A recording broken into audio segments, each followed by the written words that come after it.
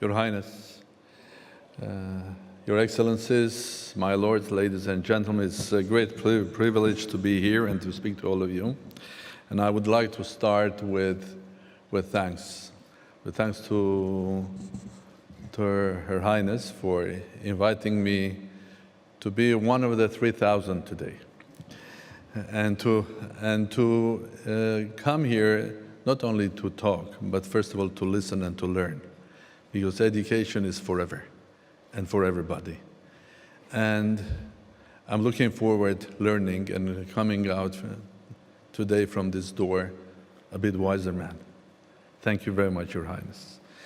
I would like, especially with a warm heart, to thank Your Highness for global visionary leadership. And these three words mean a lot, because education is the most important part of our life, our activity, our humanity. So thank you again. And I would like to also thank Your Highness for the possibility to visit Qatar Foundation 2 days ago. I really thoroughly enjoyed it, and it was just the proof of the global visionary leadership and a truly international, wonderful, future-looking place. But the most important, I thank you for offering me to visit the library. I really enjoyed the library. And I went there and I found myself in absolutely visionary new building that has a meaning, because a part of that building, whoever from these 3,000 wise ladies and gentlemen have not visited the library, I suggest them to go. Because the part of that which looks like archaeological sort of underground contains 65,000 manuscripts that are telling the story and the culture of thousands of years, not only of Qatar, but the whole area and humanity. And the ground floor is millions of books telling the story of humanity today and the whole richness of what we have, science and technology and culture. But also it has the aspects of tomorrow. It's not only the digitized books that you can have access, it's not only the whole environment that you can enjoy living there, not just coming, borrowing, or reading, but just living there. And with my wife, we thought, I think we have to come back and just spend hours living there in that. But the one thought that came to me while I was there, that I thought that this place, I will describe it as a time gate. You know, where we are used to these nice stories, science fiction about stargates, traveling the universe through the gates. But the library is a time gate that connects us with our past in the time, so you can travel into the past of hundreds and thousands of years. And through the same library, you can look at the future and embrace it and think about the future, where to go. So, Your Highness, your library is a time gate. And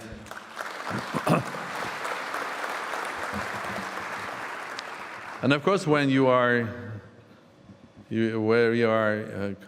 confronting the time gate, you start thinking about the time and what we are doing and where we are now. I think the time gate is fascinating because you stand on your own time today. You can look to the past, you can look to the future, but you are here. And this wonderful piece of video that was presented here, it was exactly showing where we are today. We are worldwide a little bit confused. We don't know where to go. There are so many questions, there are so little answers to what is happening in this world. It looks unpredictable, it looks uncontrollable. So what do we do next? The answer was there already. But let me make a small contribution from my side. And again, I will use the time gate. I'll take you back another, let's say, 150 years back in the history, because history has this pattern of repeating it. 150 years ago, the humanity was using the great ideas and theories that are created by people that Isaac Newton and others. So classical mechanics in science was controlling everything. We had the answers to everything. So science were comfortable, they could describe the whole thing, the universe, the planets.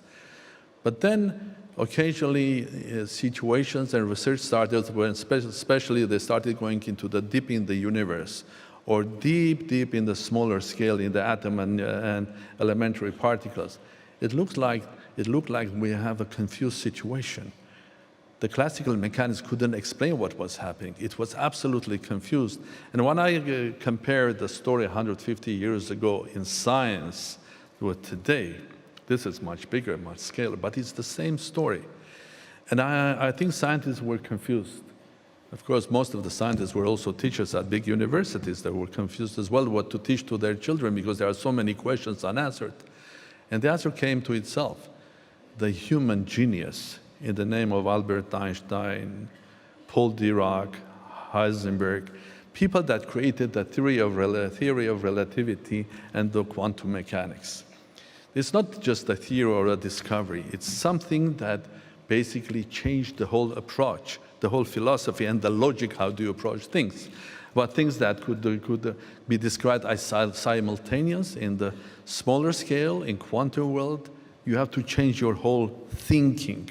But the moment you change your thinking, you embrace the quantum world, then everything becomes harmonious. You can explain things. Not only explain things, you can harvest on this new knowledge. And the next 100 years, the world, the societies, the countries, we all were harvesting what was created with the new thinking of the quantum world. I think that's why we can fly to the space, that's why we can have our mobile phones, that's why we have new health units starting from MRIs and so on. So thanks to the new thinking and approach to nature and the rules of nature.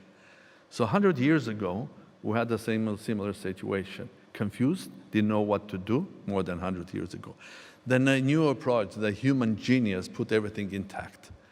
When I think about the world today, it's a much more larger scale of a confusion. So what do we do next? So I will use again the time gate. So let me look what's happening in the future. Together with you, I'm not going to go in the future 100 years or 50 years, even the one that is near to us, 5 years or 10. The world that we're going to embrace or we're embracing too is absolutely different. And there, when I look through the time gate, I see a big slogan, "Welcome to the new quantum world." Or what does it mean here? It is the world that individual power matters. Let's look at our children today and tomorrow. They are born and they are using the first way they interact with nature, with the world, is not only mechanical or material, it's also virtual. They start living two lives, one the material one and the other one is the virtual life. That small unit, which is the smartphone, is a part of their life.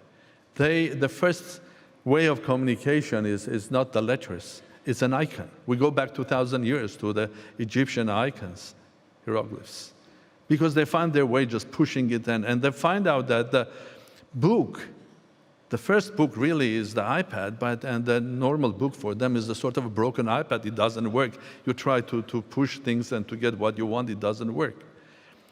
The healthcare will change. Because with artificial intelligence and quantum physics and quantum discoveries coming in, we'll be able to read completely, very fast, our DNA, the results of the full body MRI. The whole idea of healthcare will change. We'll live longer. We'll fight our diseases. The way we run our industries will be different. Because making a car, I mean, you need an infrastructure, a nation where where workforce is low, engineers, but the new electric cars, they have 10, 15, 20 times less spare parts. So your life will be different. We'll go to a shopping mall because that's the place you go for entertainment, for having time, for going to cinema, for going to restaurant, but in the meantime, you order a car. And the car will be done by two robots for you according to your specs. So where is the human activity? The human activity is the creativity to design this, to control this. So we are getting enormous power for an individual, the individual which is interconnected now. We are already quantum in a sense that our communications are with the speed of light. We're already the quantum that because each of us is walking the street, having in the pocket the world knowledge. The whole idea is, the whole question is, can you use it? Can you make something nice or important, creative from that knowledge? Because the knowledge is in your pocket, tomorrow it will be in your skin, will have a direct connection to your brain. So it changes the whole atmosphere of industry, because you don't need only engineers or the infrastructure, because the idea or the culture of startup becomes so powerful. The power of individual creativity. That is the quantum world that we're going to live. And we're started already living in that world. So the question comes, and of course, quantum becomes a part of our politics as well. As we all know, politics, entertainment were always apart, together living. But this is a new world where both entertainment is becoming interactive, and politics is interactive as well. And I think watching the Game of Thrones is fascinating. But the biggest entertainment in the world today is football. But there's something which is bigger. It is electronic football. Because people like more to watch other people playing, and they take the part in that game. So interactive interconnection becomes the full body of our life, including entertainment and also politics as well. So what and how to educate our children? What is the image that we would like to say? I don't have the right to cover or come up with a comprehensive answer to this question, because that is why we are here. That's why I am here, to learn from you. But let me share with you some ideas. Of course, in the future, if I look again through the time gate, of course, the next generation should be healthy. I take it back 50 years ago when I was a student, I was playing tennis. I was a very good student, but people saying, what are you doing? I think if you're a good student, you have to be a nerd. Well, why you are not wearing eyeglasses? Well, I love to make my body as well healthy.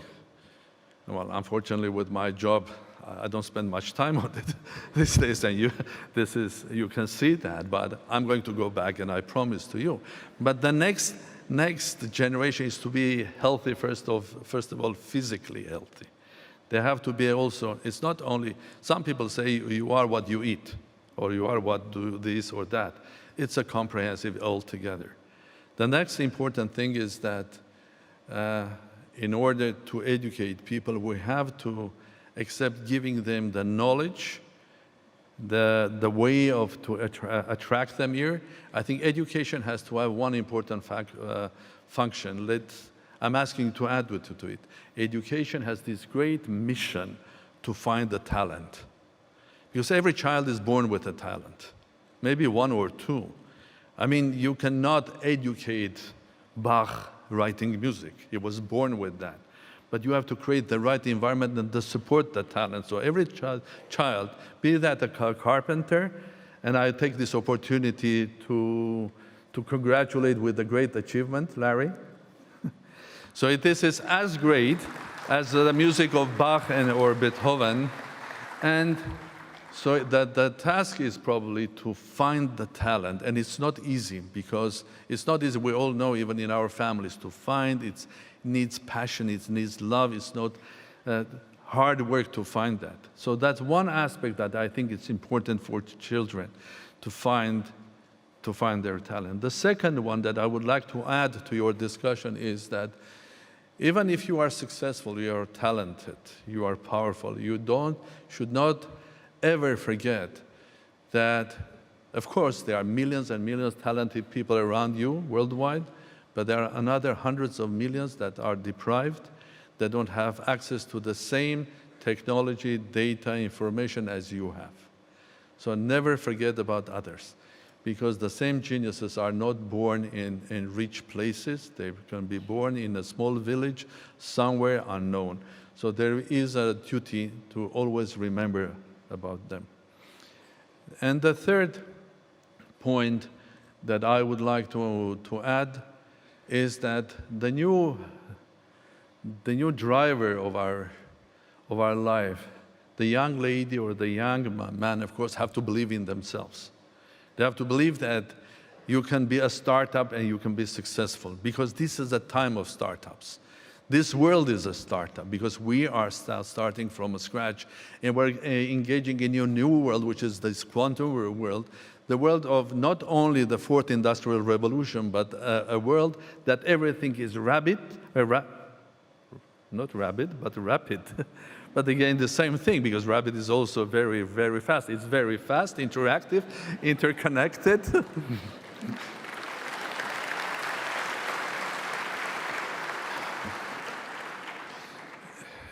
And you have to live with this strength of your soul that you can do it. Because the success is not only getting the right education, going to the right place, the right university, the right company, to be the vice president. You can be even not doing all of that, but you can become the founder of the Apple, of the Google, or the Facebook, and the sky is the limit. So believe in yourself. But is all of this enough? The knowledge, the data, the belief? I think no, there's also something which is very, very important. It's who you are your values, your human values, your faith, your culture. You have to know your culture very well. And we have to spend a lot of time by finding the talent and supporting the talent, but also making sure that this talent is becoming richer with the culture that you keep, that comes from your nation, from your family. Absolutely important. And values are important, because in the quantum world, like in quantum physics, you can have highly motivated particle, a man, a woman, or a positron, that is going forward with a high speed and hitting, let's say, a nuclear material. So what can you get there? If the circumstances are right, you can get a nuclear reaction, which is controlled, and you get energy, which is probably. But if something is wrong in the nuclear reactor, you can get a disaster. But if from the day one it is designed as a bomb, then God help us. So the human energy, talent, genius can be both productive and counterproductive. And what protects us there is the values. The human values, the moral values, the values of knowledge of your history, of your culture, of your religion. Very, very important. Because I do believe that you can live in desert. You can create success, life in the desert. You can create knowledge and culture in the desert.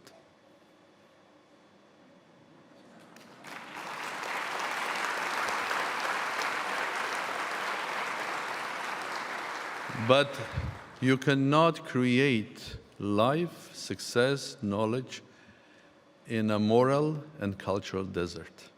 There is no way we can do that. What we can create, we will stay in this desert.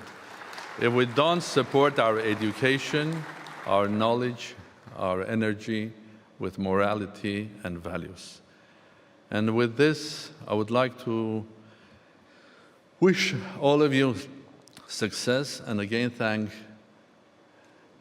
Your Highness for your visionary global leadership.